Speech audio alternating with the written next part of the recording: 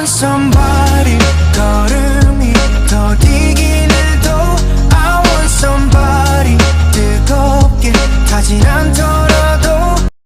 Hi mga kahilason! So for today's video is pupunta po tayo sa San Vicente, Olango Island. At dito po magkikilaw po kami. So yan po ay Bisaya term na kakain po kami ng mga raw seafoods. Charet. So, yan na nga po. Papunta na po kami sa Rock Island Beach Resort. So, yan kasama ko aking mga Junakids. Alam mo nyo naman, kailangan natin silang bigyan ng oras dahil habang tumatagal ay lumalaki na po sila.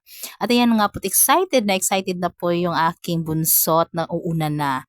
At ito na nga po mga Kelson, ito na po yung Rock Island Beach Resort. Ito na po yung place. At nandito na naman ang aming Netrox na sobrang active.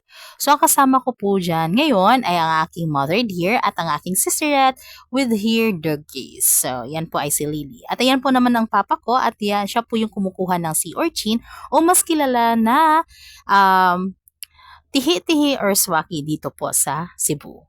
So, yan na nga po. Sarap-sarap po ng aming breakfast. So, yan po ang aming breakfast, mga kahilason. At sobrang nasarapan at nai-enjoy ng aking mga anak. So, yan na nga.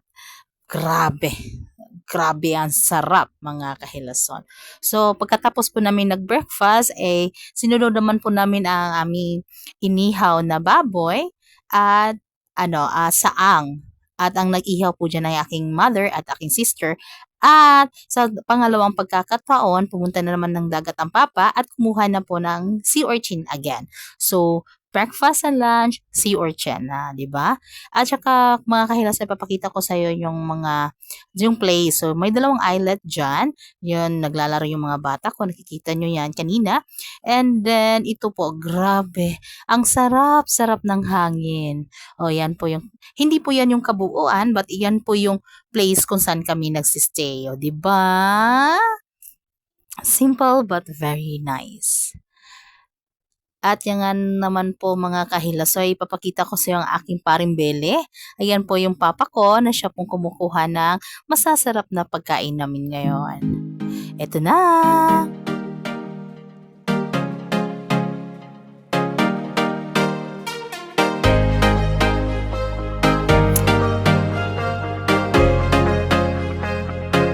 Ayan at mga kahilasoy, luto na ang saang. Inihaw na saang. Pag fresh po yan mga kahilason, grabe, ang tamis at maalat-alat. Perfect combination po siya. Yan po ay isa sa pinakasikat dito po sa amin. Ayan ang ahot ang aking anak kumakain na. Sige anak, maningkamot ka dyan. So yung ko pong kinain yung uyok, yung pinakaloob. At isusunod po natin ang pinakamit ng saang. Ito na nga. At masarap po yan mga kahilasan pag sinasawsaw mo sa suka at tuyo na may sili. Diba? Nako mga kahilasan, talagang hindi ka papayat mga kahilasan. Tingnan mo nga ang aking katawan. Hindi nga ako pumayat. At ngayon naman kahilasoy, natapos na po ang paglilinis ng swaki, sea urchin or tihi-tihi. Ganyan po kami kumain mga kahilason, opo. At hindi po kami nagkukutsara at nagtitinador, nagkakamay po kami mga kahilason. O yan, at nililinis ko na at kinukuha ko ng ang meat. Yung anak ko ngay sanay na sa ganyan, opo. Ayan, at nako, pasensya na po talaga. Ganyan po talaga ako kumain. Ang laki-laki po ng aking pagkain. So, yan na mga kahilason. Akin na po nililinisan, kinukuha ko na po yung meat ng sea urchin.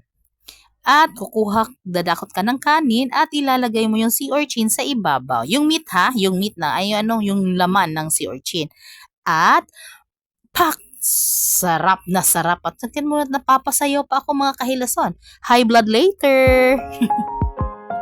Don't waste your time in anger, regrets, worries, and grudges. Life is too short to be unhappy. So that's it for today's video mga kahilason, and see you next time.